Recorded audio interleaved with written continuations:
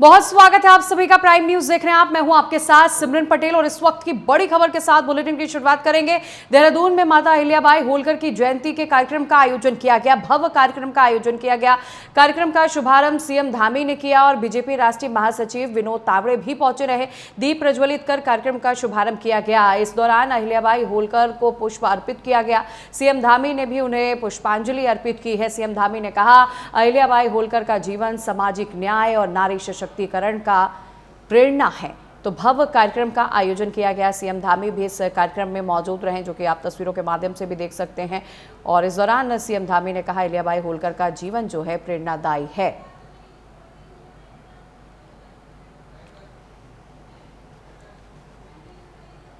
तो सीएम धामी ने पुष्पांजलि भी अर्पित किया और तमाम गणमान्य लोग भी इस दौरान मौजूद रहे। तो पूरे प्रदेश में भव्य कार्यक्रम का भी आयोजन किया गया है। अहिल्याबाई होलकर की 300वीं जयंती के मौके पर यह भव्य कार्यक्रम का आयोजन किया गया।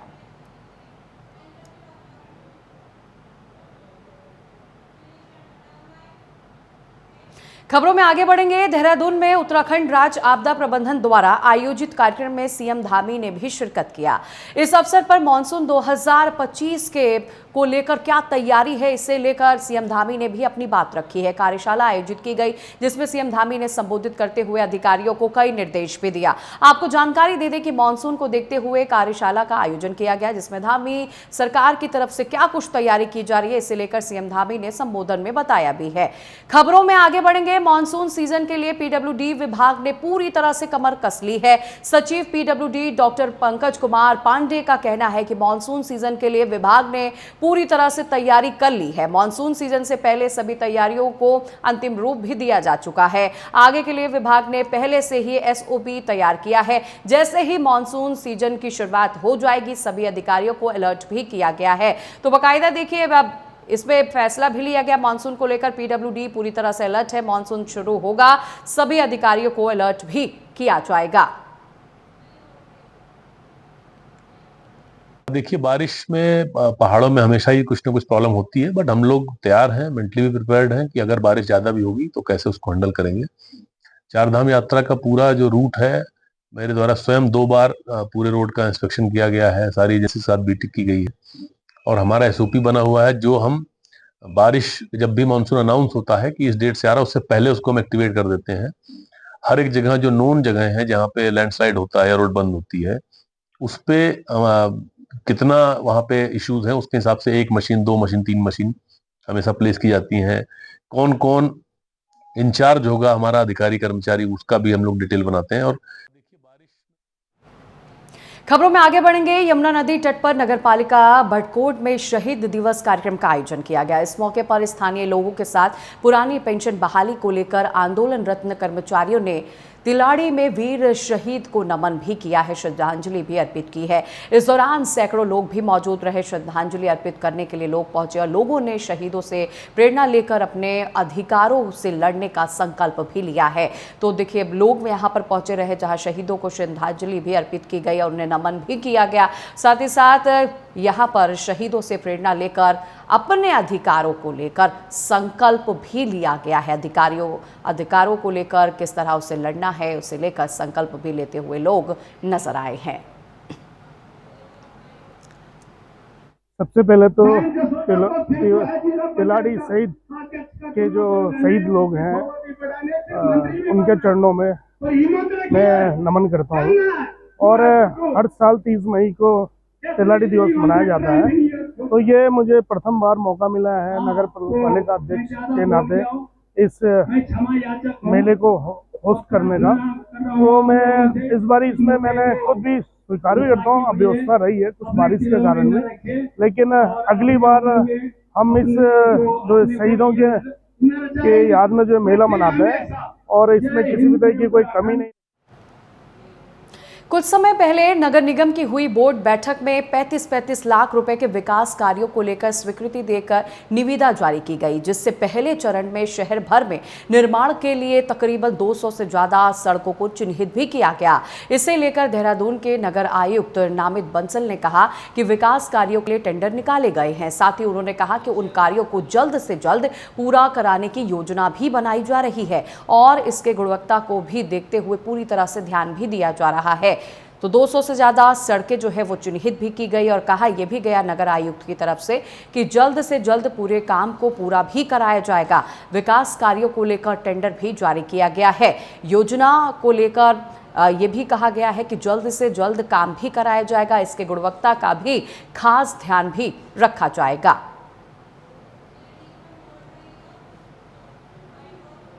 बिल्कुल, बोर्ड बैठक 18 मार्च को संपन्न हुई थी और इसमें निर्णय लिए गए थे कि प्रत्येक वार्ड के लिए जो विकास कार्य हैं उनको तेज़ी से गति देते हुए उनके एस्टिमेट्स तैयार कर उनके टेंडर्स लगाए जाएंगे। उसी को पूरा करते हुए टेंडर्स लगा दिए गए हैं। सभी विकास कार्यों के प्रस्ताव सभी माननीय पार्षदगण से प्राप्त करते हुए एस्टिमेट्स तैयार करते हुए उनमें जो भी संशोधन प्रस्तावित थे वो करके अब उनको फाइनली हमने टेंडर आउट कर दिया है और इन कार्यों को भी जल्द से जल्द पूरा करने की योजना है। प्रयास यही किया जा रहा है कि सभी 100 वार्ड्स में बराबरी से समानता से सभी कार्य तेज़ गति से कराए जाएं और गुणवत्ता का भी ख्याल रखा जाए।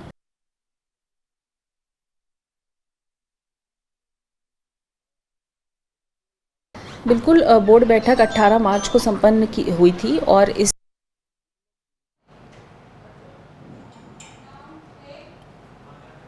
तो खबरों में आगे बढ़ेंगे। कांग्रेस के महानगर अध्यक्ष राजेंद्र चौधरी ने रुड़की में बन रही सड़कों पर बड़े सवाल खड़े करते हुए भाजपा सरकार पर भी उन्होंने कई सवाल भी पूछा है।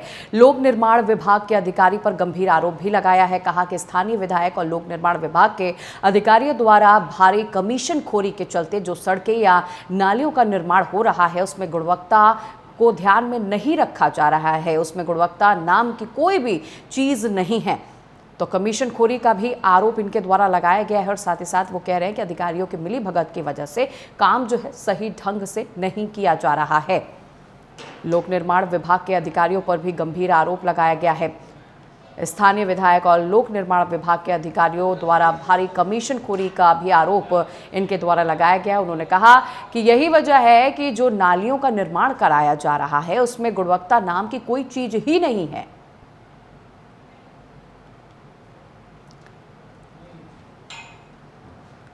तो कमीशन खोरी का आरोप जो है कांग्रेस की तरफ से देखिए लगाया जा रहा है। कांग्रेस का कहना है कि जो अधिकारी इसका ठेका लिए हुए हैं काम करवाने के लिए गुणवत्ता का ख्याल नहीं रखा जा रहा है। रोडों की मरम्मत जो है सही ढंग से नहीं की जा रही है। खबरों में आगे बढ़ेंगे और ये बड़ी खबर सामने आ रही है। देहरादून से बड़ी खबर है। उत्तराखंड कैडर के IPS अधिकारी सचिता जुआल ने इस्तीफा दिया है।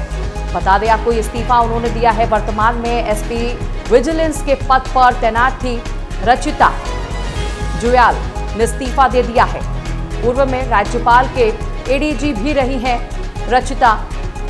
निजी कारणों की वजह से इस्तीफा दिया है इन्होंने। 2015 के बैच के IPS अफसर रही हैं रचिता जुयाल। कारण जो है बताया जा रहा है कि निजी कारणों की वजह से इस्तीफा इन्होंने दिया है। बहरहाल अभी और कोई भी जानकारी निकलकर सामने नहीं आई कि इस्तीफा के पीछे की क्या वजह रही कि उन्होंने इस्तीफा दिया है। लेकिन आपको जानकारी दे दें कि 2015 बैच के IPS अफसर रचिता जुयाल रही हैं। इस्तीफा उन्होंने दे दिया है। वर्तमान में SP विजिलेंस के पद पर तैनात थी रचिता और 2015 बैच के IPS अफसर भी रही हैं रचिता। निजी कारणों की वजह से इस्तीफा दिया है उन्होंने। ये बड़ी खबर देखिए आप तक पहुंचा रहे हैं इस वक्त की। ये बड़ी खबर है। रचिता जुआल ने इस्तीफा दिया है। निजी कारणों के चलते इस्तीफा दिया गया है उनकी तरफ से। 2015 बैच के IPS अफसर भी रही हैं रचिता जुयाल। ये बड़ी जानकारी इस वक्त की निकलकर सामने आ रही है। वर्तमान में SP विजिलेंस के पद पर तैनात थी रचिता जुयाल। पूर्व में राज्यपाल के ADC भी रही हैं रचिता। निजी कारणों की वजह से इस्तीफा दिया है इन्होंने। बहरहाल इनके इस्तीफा देने के बाद जो है लोग जो है वो भी कई सवाल भी पूछते हुए नजर आ रहे हैं। लेकिन इनकी तरफ से रचिता की तरफ से सिर्फ ये कहा गया कि निजी कारणों की वजह से इस्तीफा दे रही हूं।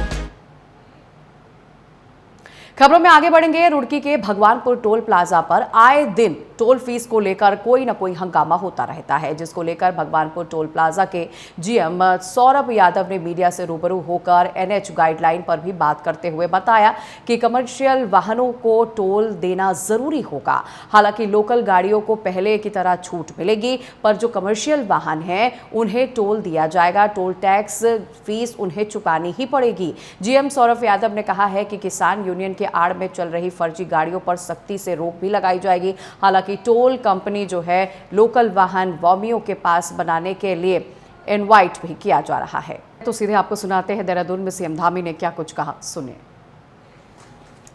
ये नकल कानून लागू होने से पहले प्रदेश के अंदर किस प्रकार की अव्यवस्था होती थी, परीक्षाओं में किस प्रकार की धांधली होती थी, कैसे पेन ड्राइव से नकल होती थी, कैसे नकल माफिया हावी रहते थे, गरीब माता पिता के बेटे और बेटियों को उनका वो हक नहीं मिल पाता था जिसके लिए वो हकदार होते थे।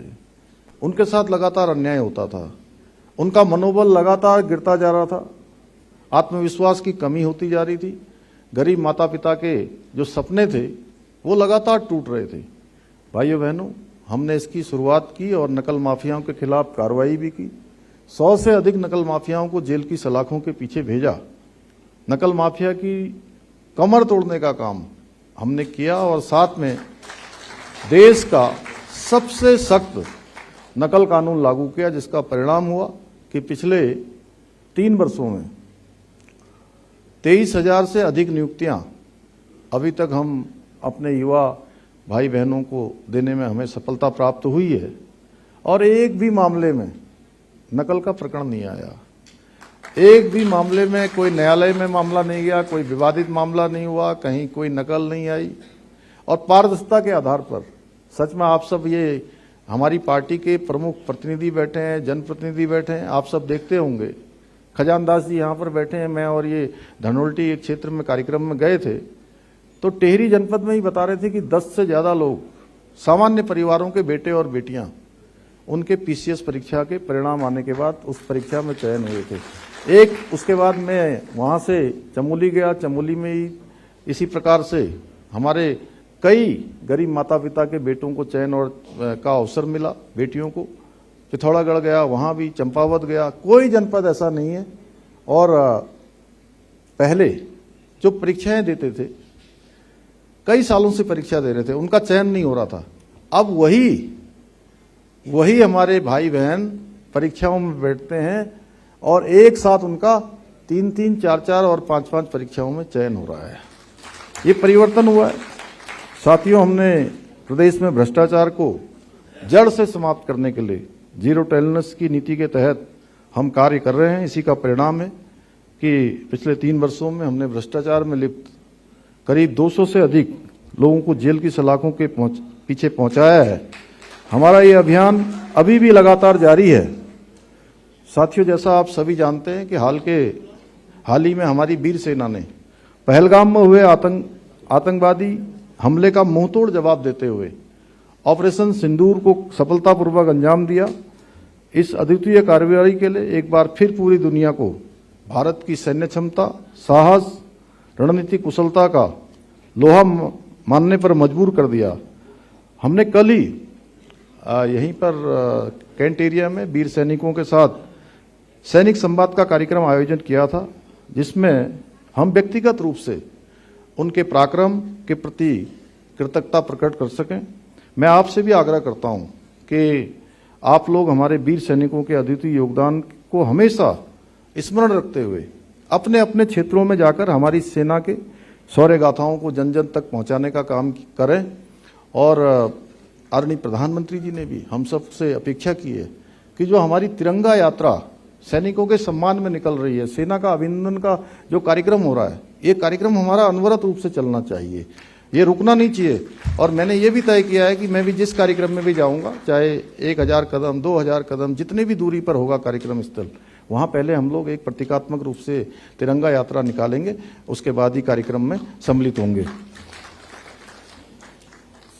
साथियों, हम सब उत्तराखंड को देश का अग्रणी राज्य बनाने का जो हमारा विकल्प रही संकल्प है, उसके लिए निरंतर कार्य कर रहे हैं। मुझे पूरा विश्वास है आप सभी के सहयोग से उत्तराखंड को देश का श्रेष्ठ राज्य बनाने का हमारा ये संकल्प अवश्य सिद्ध होगा। इन्हीं शब्दों के साथ एक बार मैं लोकमाता अहिल्याबाई देवी होलकर जी को नमन करते हुए और आज के मुख्य अतिथि जिन्होंने विस्तार से हम सबका यहाँ पर उत्साहवर्धन भी किया, प्रोत्साहन भी किया, बहुत सारी बातें बहुत विस्तार से हमको बताई देवभूमि आगमन पर, वो हम सबके भाई भी हैं और बड़ा संगठन में हम लोगों का बड़ा लंबे समय से आपसे जो है तो सीएम धामी को आप सुन रहे थे, सेना को सलाम करते हुए नजर आ रहे थे। साथ ही साथ सीएम धामी ने कहा कि मेरे जो भी कार्यक्रम होंगे उससे पहले मैं तिरंगा यात्रा निकालूंगा, उसके बाद ही अपने कार्यक्रमों में शामिल होऊंगा। फिलहाल इस बुलेटिन में बस इतना ही। नमस्कार।